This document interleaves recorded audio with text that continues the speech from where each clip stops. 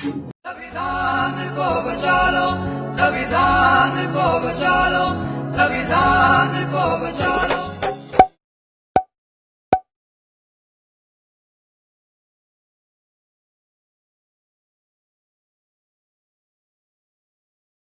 वाहिगुरु जी का खालसा, वाहिगुरु जी की फतेह। सत श्री अकाल, नमो बुद्धाय। जमुनेवाद साथियों, अस्सलाम वालेकुम। वॉइस ऑफ खालसा टीवी देखने वाले सभी का, जितने भी देखते हैं हमारे भाई बहन, सभी का धन्यवाद। जो मेरी वीडियो को लाइक करते हैं, शेयर करते हैं, कमेंट करते हैं। आप लोगों का शेयर करना ही हमारे लिए एक हिम्मत है, हमें हिम्मत देता है। और हमारी कोशिश है कि हम आप तक कुछ अच्छी जानकारी दे सकें। और जो से चल रहा है सारा कुछ के जो मूल निवासियों में जागृति चल रही है, हमें देख कर अच्छा लगता है कि जो लोग जाग रहे हैं, दूसरों को जगा रहे हैं, बहुत अच्छा काम कर रहे हैं। तो हमें भी चाह चढ़ता है कि हम भी कुछ अपने भाइयों के लिए, अपनी बहनों के लिए जो गुलामी की चक्की में पिस रहे हैं, उनके लिए कुछ कर सकिए। उनके लिए कुछ ऐसा हमारा मानना है कि हम कुछ करने की कोशिश कर रहे हैं। बाकी आप सभी समझदार हो कि ये काम हम अच्छा कर रहे हैं और बुरा कर रहे हैं, ये तो आप लोगों ने फैसला करना है। तो हम बात कर रहे हैं वॉइस ऑफ खालसा पर जो टीवी पे चल रहा है, एक किताब का जो चल रहा है सिस्टम, उस पर हम बात करने की कोशिश करते हैं। और कुछ अपनी तरफ से भी ऐड करते हैं इसमें बात हम, और इसमें जो लेखक ने लिखा है उनकी बात हम आप तक पहुंचाने की कोशिश कर रहे हैं। तो आप वॉइस ऑफ खालसा को लाइक करते हो, उसको ये हमारे लिए बहुत मान की बात है कि आप इसको देखते हो। तो साथियों, आज हमारा जो पार्ट है 12वां है, और 12 पार्ट में जो हम बात करेंगे आज ब्राह्मण पूजा, नक्षत्र पूजा, इन पर बात करेंगे। ब्राह्मण सब वैदिक ग्रंथों के लेखक, सब ग्रंथों में प्रचुर ब्राह्मण महिमा, ब्राह्मण देवता। ब्राह्मण पूजा ही देव पूजा है। अभी जो इसमें लिखा है मनुस्मृति के अंदर के जो आएगा, आने वाले इसमें पार्ट आएगा दोबारा उसमें, कि इसमें पूरे ब्रह्मांड जो है ये देवी देवताओं के अधीन है, और देवी देवते मंत्रों के अधीन हैं, और मंत्र ब्राह्मणों के अधीन हैं। ब्राह्मण ही सबसे सर्वश्रेष्ठ देवता है, ऐसा मनुस्मृति में लिखा है। तो इन्होंने अपने आप को देवता मान लिया, जबकि मैं तो उनको ऐसा मानता हूँ कि देवी देवताओं के नाम रख के आगे सिर्फ अपना रोजगार चला रहे हैं और कुछ नहीं है। जैसे ज्योतिबा फूले जी हमारे क्रांतिकारी योद्धा, उनको जर्नल कह सकते हैं हम, उन्होंने कहा था कि जैसे नाई बाल काटने का काम करता है, उसका काम होता है, ऐसा ही ब्राह्मण देव पूजा करता है, उसका कार्य है, उसकी पूजा पाठ नहीं है, ये सिर्फ का धंधा है। धंधा की बात करी उन्होंने, धंधा कि बाल काटने वाला नाई का धंधा है, तो ऐसे इनका धंधा है। तो इससे थोड़ा सभी को सावधान, क्योंकि महापुरुषों के जो वचन हैं बहुत कीमती होते हैं और बहुत बेशुमार होते हैं। तो ज्योतिबा फूले एक बहुत बड़े क्रांतिकारी हैं और थे। उनकी बात जो है हमारे दिमाग में पूरा जो खिला कर रख देती है जब उनकी बात पढ़ते हैं हम। तो बात कर रहे हैं इस पर कि ब्राह्मण जो है देव पूजा ही ब्राह्मण पूजा है, और ब्राह्मण पूजा ही देव पूजा है, ऐसा मानना इनका है। ब्राह्मण पूजनीय वंदनीय देवताओं का देवता, अलौकिक शक्तियों का स्वामी, श्राप और आशीर्वाद देने में सक्षम, उसे सुख देना महापुण्य, उसे दुख देना महापाप। ये सारी बातें धर्म ग्रंथों में लिख कर हमारे मन मस्तिष्क में गहरे बैठा दी गई, और ब्राह्मण पूजे जाने लगे और आज भी पूजे जा रहे हैं। प्रभाव आज भी भारतीय प्रधानमंत्री ब्राह्मणों के चरण चाटने में गर्व महसूस करता है। इसमें मनमोहन सिंह जी है, वो उनके चरण छू रहे हैं, ऐसा इसमें तस्वीर दे रखी है। तस्वीर मैं दिखा तो सकता हूँ लेकिन इसमें प्रॉब्लम आता है कई बार, तो मैं नहीं दिखा पा रहा। तो तस्वीरें बहुत सारी इसमें जो दिखा रखी है वो दे रखी हैं सारी। तो एक मनमोहन सिंह एक ब्राह्मण के चरण छू रहे हैं, तो उन्होंने कहा कि चरण चाटने में उनको सुख महसूस, ऐसा है कि जो प्रधानमंत्री या मुख्यमंत्री या राष्ट्रपति सब ब्राह्मण के चरणों में बैठ के अपना सुख महसूस करते हैं, लेकिन ऐसा कुछ भी नहीं है। इन्होंने सिर्फ अपने आप को साबित किया कि हम ऊंचे हैं। ऊंचा कोई नहीं होता। गुरु साहब ने लिखा है कि ऊंचा वह होता है जो कर्म अच्छे करता है, चाहे वो कोई भी हो, और नीचा वह होता है जो बुरे कर्म करता है, चाहे कोई भी हो। तो कर्मी आपू अपनी के नेड़े के दूर। गुरु साहब ने कहा, गुरु नानक साहब ने, कि कर्मों के ऊपर निभरती है बात, और कर्म अच्छे होंगे तो अच्छा इंसान होगा, और बुरे कर्म हो तो बुरा शैतान होगा, ऐसा गुरुओं ने लिखा है। नक्षत्र पूजा। सूर्य, चंद्रमा, मंगल, बुध, शुक्र, बृहस्पति, शनि, राहु, केतु ग्रह, तारे, नक्षत्र आदि देवता हैं, और वे हमारे जीवन को प्रभावित करते हैं, ऐसी आर्यों की मान्यता है। जैसे कि ऐसा ये हकीकत नहीं है, तो इन्होंने मान रखा है इस चीज़ को। ये परिक्रमा के आधार पर कुंडली बनने लगी, शुभ अशुभ लगन बांचा जाने लगा, ग्रह देवताओं के प्रकोप से बचने व ग्रह दशा सुधारने के नाम पर विभिन्न प्रकार की पूजाएं बनी, रत्न शास्त्र बना। इन सब में ब्राह्मण का लाभ निहित था। इन अंधविश्वासों को धर्म ग्रंथों से फैलाया गया। भारत वैदिक काल से लेकर आज तक ग्रह पूजा व ग्रह भय में जीता चला आया, किंतु शूद्रों की ग्रह दशा ना सुधरी। ग्रह आदि प्राकृतिक इकाइयां हैं तथा ये हमारे जीवन को प्रभावित नियंत्रित नहीं करते। ये सब मात्र अंधविश्वास है। बिल्कुल इनकी जो बात है, अंधविश्वास, जो ग्रह गुरु कुछ नहीं है, ना अशुभ होता है ना शुभ होता है, कुछ नहीं है। इनसे बाहर निकले। और कुत्ता बिल्ली निकल, एक मैं कहानी सुनाता हूँ आपको छोटी सी। किसी ने, जैसे मानते हैं ना लोग, भाई कुत्ता आगे को निकल गया या बिल्ली आगे निकल गई, अशुभ हो गया, ऐसा मानते हैं। तो एक जो है, एक इंसान निकला जा रहा था, बच्चा कोई था, तो जो बिल्ली का बच्चा उसके आगे निकल गया, तो उसने बिल्ली के बच्चे के डंडा मार दिया। तो डंडा मारने में उसकी तो टांग टूट गई बिल्ली के बच्चे की। तो जब लंगड़ाता वो अपनी माँ के पास गया, तो उसकी माँ ने पूछा उसको, भाई बेटा क्या बात है, तेरी टांग किसने तोड़ दी? उसने बोला कि एक इंसान जा रहा था, उसने मेरी टांग तोड़ दी। उसने, उसकी जो बिल्ली की माँ ने कहा उसको, बेटा तुझे कितनी बार समझाया, ये जो इंसान है ये बहुत खतरनाक और बहुत अपशगुन वाला है, इसके सामने वो ना निकले कर। तो जैसे हम लोग, जैसे बहुत से लोग मानते हैं, ऐसी बिल्ली भी मानती होगी। तो ये जो है मेरे हिसाब से, गुरुओं के हिसाब से, सच्चाई के हिसाब से, ये बिल्कुल व्यर्थ बातें हैं। इनसे बाहर निकले। कोई शुभ अशुभ नहीं होता, और कोई दिन अच्छा और कोई चंगा नहीं, अच्छा और गलत नहीं होता। सब रब के बनाए हुए हैं। अगर अच्छा काम करेगा तो अच्छा होगा दिन, और बुरा काम करेगा तो बुरा होगा। तो ये इनसे बाहर निकले जी। और जो है यज्ञ, आर्यों की सामूहिक पूजा अनुष्ठान, उद्देश्य पितरों के शांति व उदार, यज्ञकर्ता के सुख व शांति, शत्रु विजय, पुत्र प्राप्ति, उत्सव, कृत प्रतिष्ठा हेतु, पूजा, होम, मांसाहारी भोज, मदिरापन, पशु बलि, मनोरंजन, वासनाएं, रंगरलियाँ का समूह, रंगारंग कार्यक्रम था। यज्ञ ये अपने उद्देश्य या बलि के पात्र के नाम से जाने जाते थे। ब्राह्मणों का स्वार्थ, यज्ञ में ब्राह्मण रंगरलियाँ व दावत के मजे लूटते। यज्ञ करता इससे दान में धन, आभूषण, पशु, अनाज, कपड़े आदि वसूलते, आज भी लेते हैं। इन सब बचें।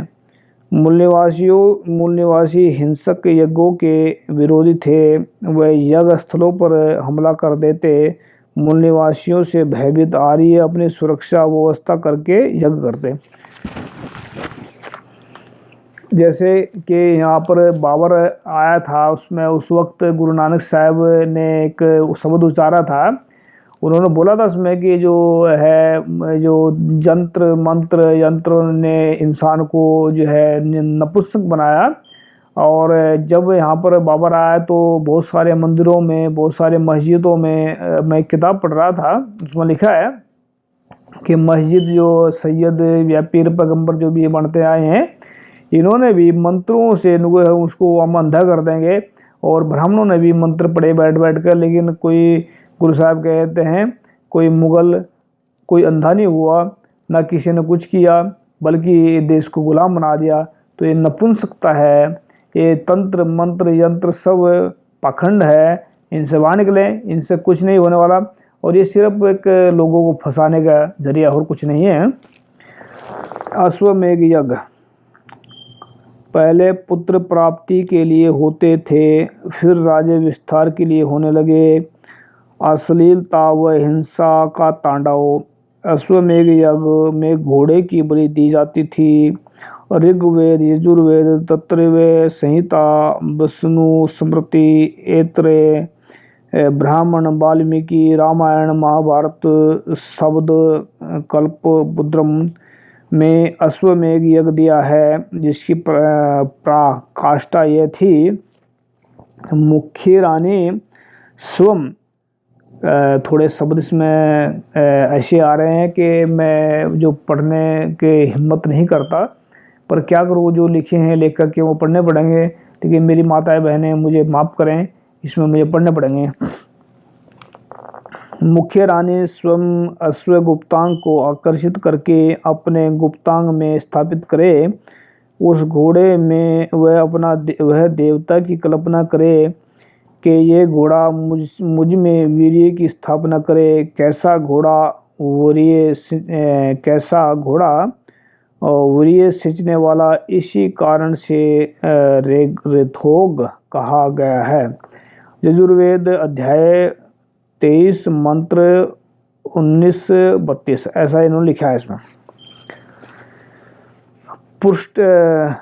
पुत्रेष्टि यज्ञ दशरथ रानियों को प्रेरित करते हुए घिनौने सच का सुंदर आवरण, झूठ आडंबर व व्यभिचार का अनुष्ठान, संतानहीन स्त्रियों के गर्भधान के लिए ब्राह्मणों, पुरोहित, ऋषि मुनियों को बुलाया जाता था। दिखाने को पूजा यज्ञ आदि का नाटक होता। वास्तव में गुप्त तरीके से गर्भवती होने तक इन स्त्रियों को अंगूठों से संघर्ष करवाते।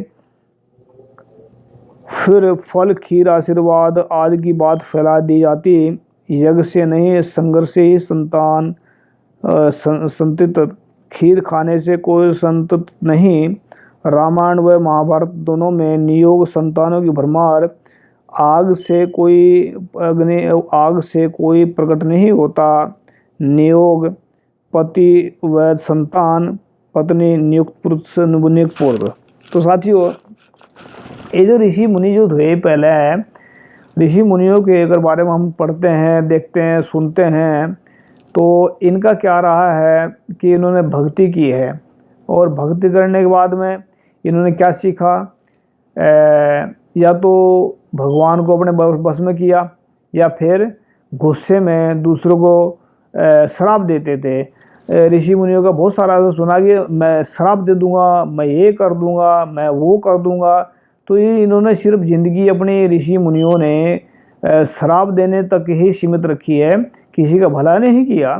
और भगवान को बस में करने का, उसमें कहते हैं कि भगवान को बस में करके मैं सारी दुनिया को बस में कर लूँगा, ऐसा इनका षड्यंत्र था। तो ये ऋषि मुनियों ने किसी का दुनिया को कुछ नहीं सुधार सके। तभी गुरु नानक साहब ने कहा ये सब के सब पखंडी लोग हैं, तो इनसे सभी के जो है ये ऋषि मुनि जो है, या सन्यासी, या जितने भी हैं, ये सब के सब अपना जीवन व्यर्थ कर रहे हैं, गवा रहे हैं। इनको सही रास्ते पाना चाहिए। और गुरु तेग बहादुर जी कहते हैं कि साधो मन का मान त्यागो। अभी जो है, अभी साधो मन का मान त्यागो, साधुओं को ही क्यों कहा, आम आदमी को क्यों नहीं कहा? इस करके कहा साधो मन का मन त्यागो, क्योंकि जो धार्मिक लोग होते हैं उनके साथ में बहुत सारे उनके साथ में जुड़े होते हैं लोग, तो इस करके कहा कि धार्मिक अगर सुधर जाता है तो वो सबको सुधार सकता है, पर जब धार्मिक बिगड़ा होगा तो दूसरे को क्या सुधारेगा वो। तो ऐसा गुरुओं ने समझाया कि जो सन्यासी ऋषि मुनि इन्होंने अपना जीवन तो व्यर्थ किया है, पर जो उनके साथ में लगे हुए थे, जो उनका साथ दे रहे थे लोग, जो उनका फॉलो कर रहे थे, जो उनके चाटुकारिता करते थे या इनका फॉलोवर थे इनके, तो उनका भी जीवन व्यर्थ नष्ट किया इन्होंने। तो अपना तो किया खराब, अपना उनका भी किया। ऐसे ही बहुत कुछ आज भी चल रहा है। जैसे आसाराम का सुना आपने कि करोड़ों उसके पीछे लगे हुए थे और करोड़ों की ज़िंदगी खराब कर गया। आपने तो खराब की थी, करी उसने, लेकिन करोड़ों लोगों की ज़िंदगी उन्हें खराब की, तबाह कर दी। तो ये बहुत कुछ ऐसा चल रहा है जो इसमें सावधान होने की लोड़ है सभी को। गौमेघ यज्ञ में विभिन्न भूमिकाओं के ब्राह्मण को गाय के अलग अलग अंग प्रसाद में मिलते थे। गौमेघ यज्ञ गौ हत्या का यज्ञ ऋग्वेद, यजुर्वेद, तैत्तिरीय संहिता, वशिष्ठ स्मृति, मनुस्मृति, ऐत्रेय ब्राह्मण व रामायण महाभारत शब्दकल्पद्रुम आदि में गौमेघ यज्ञ दिया हुआ है। गौमेघ यज्ञ 36 चरणों में 36 श्लोकों से होता। गाय की गाय के 36 भाग करते। जिस गाय की बलि करते थे उसके 36 भाग करते थे और अलग अलग श्लोक पढ़ते थे। ये ब्राह्मणों का इतिहास है, किसी और का नहीं है। ब्राह्मणों में जो गाय के पुजारी बने फिरते हैं वो इनके बारे में लिखा है इसमें किताब के अंदर। और भाई ऐसा मत सोचो ना मैं अपनी तरफ से बना बोल रहा हूँ, कोई ब्राह्मण सुनेगा तो इस किताब का जिन्होंने लिखी उनको पूछे जाकर उन्होंने ऐसे क्यों लिखा। तो हम तो जो इसमें लिखा है वो साफ साफ बता रहे हैं आप लोगों को, तो हम कोई लाग लपेट नहीं कर रहे इसमें क्या लिखा है क्या इसमें वो नहीं बताना, लेकिन जो इसमें लिखा है वो जरूर बताएंगे हम। 36 भाग में करते, प्रत्येक भाग में एक यज्ञ चरण का प्रतीत होता। तदनुसार हर चरण संपादित करने वाला याज्ञिक को उसका भाग प्राप्त होता। बलि हेतु उपयुक्त गाय के गुण शब्द कल्पद्रुम में बताए गए हैं। यज्ञों में बड़े पैमाने पर गायों की बलि दी जाती थी। गोबल शुभ मानी जाती। गौमांस आर्यों को बहुत प्रिय था। गौमांस आर्यों को बहुत प्रिय था, तो हो सकता है कि आज भी ऐसा चल रहा हो, कहीं ना कहीं खा रहे हों लेकिन दिखाते नहीं, वो बहुत कुछ चलता है ऐसा। तो एक गाय 5 ब्राह्मण चट कर जाते थे। गौमांस से विभिन्न व्यंजन एक गाय को 5 ब्राह्मण खा लेते थे। आज ये गाय के पुजारी बने हैं तो ऐसा इसमें लिखा है। तो जो है तो गाय उनके पूछना पड़ेगा भाई, डॉक्टर अम्बेडकर ने माना कि गायें जो है ब्राह्मण गायें खाते थे, हो सकता है शायद आज भी खाते हों। तो चोरी छपुरी। नेपाल व बंगाल के काली मंदिरों में आज भी गाय की बलि खुलेआम दी जाती है, खुलेआम होती है। नरमेघ यज्ञ, पुरुषमेघ यज्ञ, नरबल विशेष प्रयोजनों से वैदिक धर्म के प्रावधान के अनुसार नर बलि होती थी। ऋग्वेद, यजुर्वेद, तैत्तिरीय संहिता, ऐत्रेय ब्राह्मण, रामायण, ब्राह्मण भी कोई वेद है हो सकता है, महाभारत, श्रीमद् भागवत आदि में नरमेघ का विवरण दिया है। नरबल वैदिक धर्मों में महत्वपूर्ण पूजा है। यजुर्वेद का 3रा अध्याय नरमेघ में है। पूर्वा ब्राह्मण वर्त पुराण प्रतिखंड 64, 101, 106 में नरबलि के पूरे विधि विधान दिए हैं। सुन सेप के पिता ब्राह्मण ऋषि अजिग्रत ने उसकी बलि वरुण देव को चढ़ाने के लिए बेच दिया था। यह बहुत प्रसिद्ध कथा है। नरमेघ बसंत ऋतु में होता है तथा 40 दिन तक चलता है। इन शिक्षाओं के प्रभाव में आज भी नरबल चोरी छिपे होती रहती है। तो साथियों, ये जो किताब है चल रही है लगातार, इसमें हम आपको जानकारी देने की कोशिश कर रहे हैं। और नरबल जो है इंसान एक ऐसा है, मेरा अपना मानना है कि जो गुरु ग्रंथ साहिब में जो लिखा है कि इंसान सर्वश्रेष्ठ है, ये धरती पर सर्वश्रेष्ठ है। और गुरु ने बताया कि इंसान बहुत ही जो पूरे धरती का मालिक है, तो इससे बड़ा कोई नहीं है। अगर पूरी धरती के जितने जानवर है उसका ओशो भी बोलते हैं कि इंसान इतना कीमती है कि इसको बचाने के लिए पूरे धरती के ऊपर से जीव खा लिए जाए तो भी कुछ बिगड़ने वाला नहीं है। तो इंसान बहुत कीमती है। और जो दिमाग के अंदर है, रब का जो ज्ञान है, पूरे ब्रह्मांड का ज्ञान आपके दिमाग में है। तो आप अपने दिमाग को इस्तेमाल करें और सारे संसार का ज्ञान आपके पास है। पढ़ें, लिखें और इन बम्बड़ बुस्सों से बाहर निकलें। ये जो ब्राह्मणवाद का जो षड्यंत्र है, इससे सावधान रहे। तो वॉइस ऑफ खालसा टीवी आपका अपना है। इस वीडियो को लाइक करें और शेयर करें। तो सभी का धन्यवाद जिन्होंने सुना। वाहिगुरु जी का खालसा, वाहिगुरु जी की फतेह। सत श्री अकाल, अस्सलाम वालेकुम, थैंक यू।